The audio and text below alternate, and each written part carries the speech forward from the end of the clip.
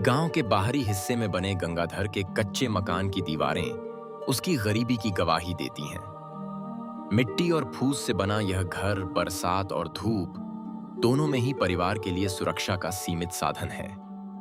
गंगाधर, उसकी पत्नी सीता और पोती राधा तीनों ही रोजमर्रा की चुनौतियों से जूझते हैं। उनके पास सीमित संसाधन हैं, लेकिन उनके चेहरे पर संघर्ष की झलक साफ दिखाई देती है। सीता अपने परिवार की देखभाल में लगी रहती है, जबकि गंगाधर मेहनत मजदूरी कर घर चलाने की कोशिश करता है। राधा छोटी उम्र में ही जिम्मेदारियों का बोझ महसूस करती है।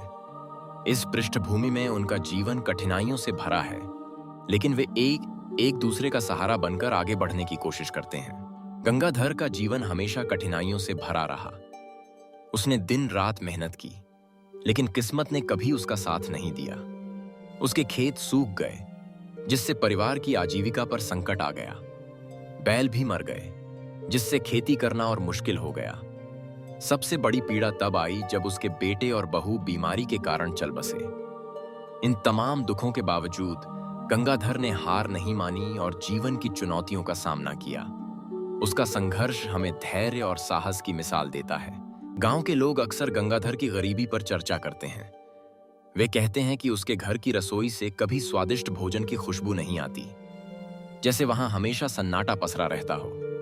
लोग यह भी मानते हैं कि मानो लक्ष्मी माता ने उसके घर से मुंह मोड़ लिया है। उनके अनुसार गंगाधर की हालत देखकर हर कोई दया महसूस करता है।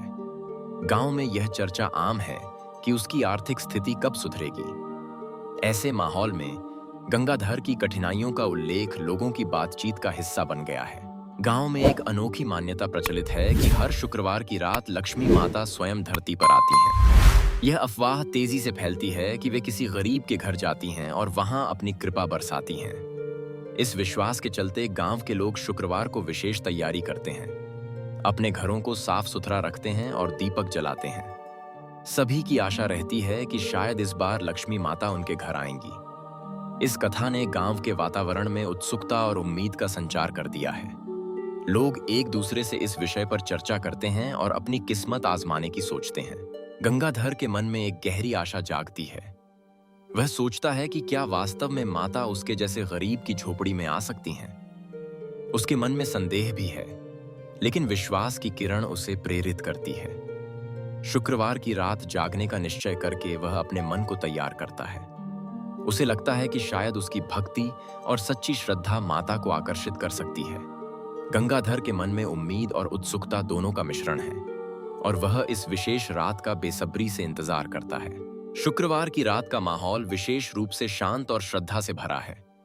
गंगाधर अपने घर की चौखट पर 2 मुट्ठी चावल और एक दिया रखता है। यह परंपरा उसके लिए माता के स्वागत का प्रतीक है। वह पूरी श्रद्धा के साथ माता के आगमन की प्रतीक्षा करता है, मानो उसकी आस्था और उम्मीदें इसी क्षण पर टिकी हों। घर के वातावरण में हल्की सी उम्मीद और भक्ति की अनुभूति महसूस होती है। चावल और दिया दोनों ही प्रतीक हैं उसकी समर्पण भावना के, जो हर शुक्रवार को नए विश्वास के साथ जागती है। आधी रात का समय था जब वातावरण में एक अद्भुत परिवर्तन महसूस हुआ। दिव्य प्रकाश की चमक से सारा कक्ष जगमगा उठा और घुंघरुओं की मधुर आवाज गूंजने लगी। इसी अलौकिक क्षण में लक्ष्मी माता प्रकट हुई, जिनकी उपस्थिति से वातावरण में पवित्रता और शांति का संचार हुआ। गंगाधर, जो इस चमत्कारी दृश्य से अभिभूत था, श्रद्धा और विनम्रता के साथ माता के सामने उपस्थित हुआ।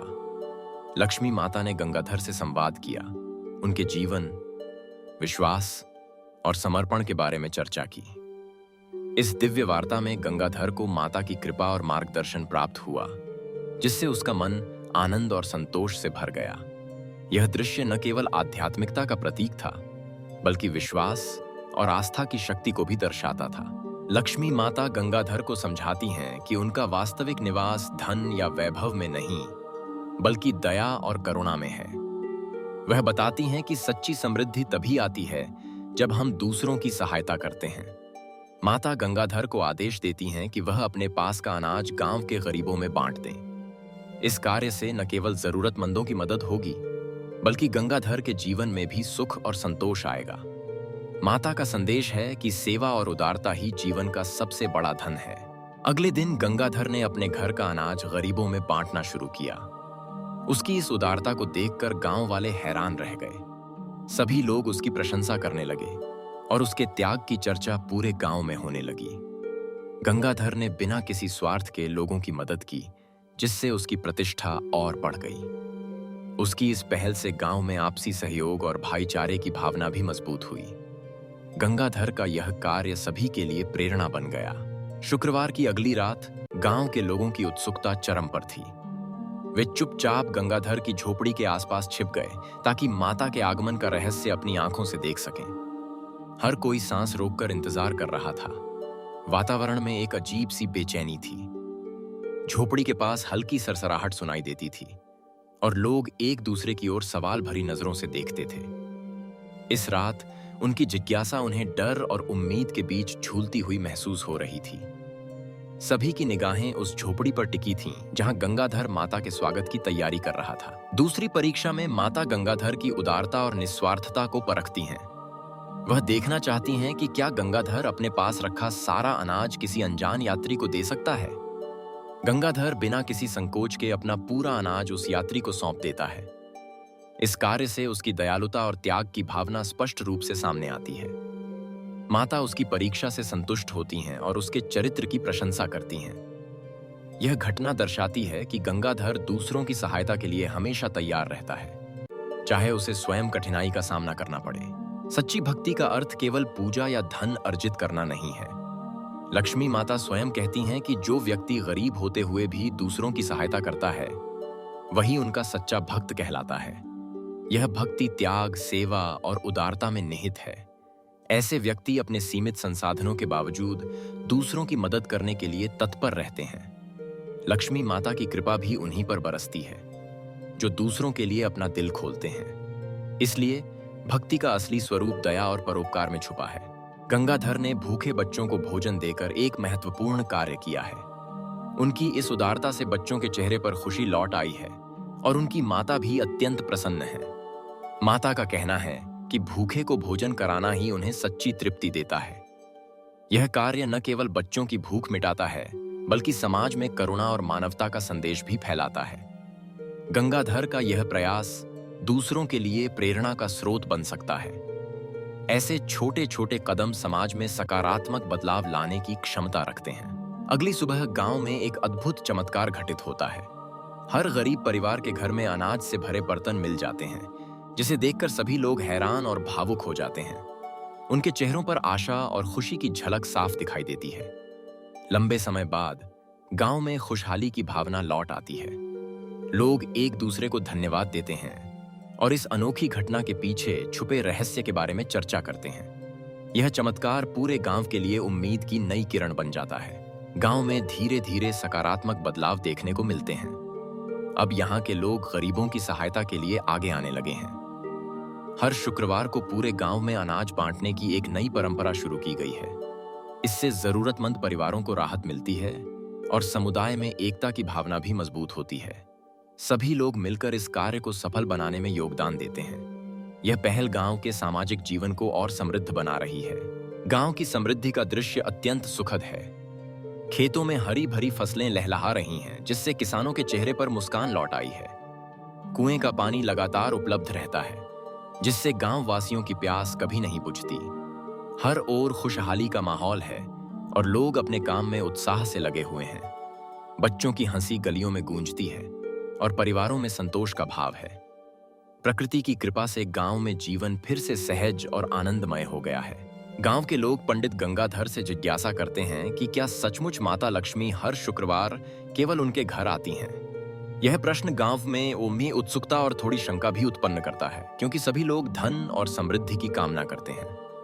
पंडित गंगाधर मुस्कुराकर उत्तर देते हैं कि माता लक्ष्मी किसी एक घर तक सीमित नहीं रहती, बल्कि वह हर उस स्थान पर आती हैं जहां श्रद्धा, मेहनत और सच्चाई होती है।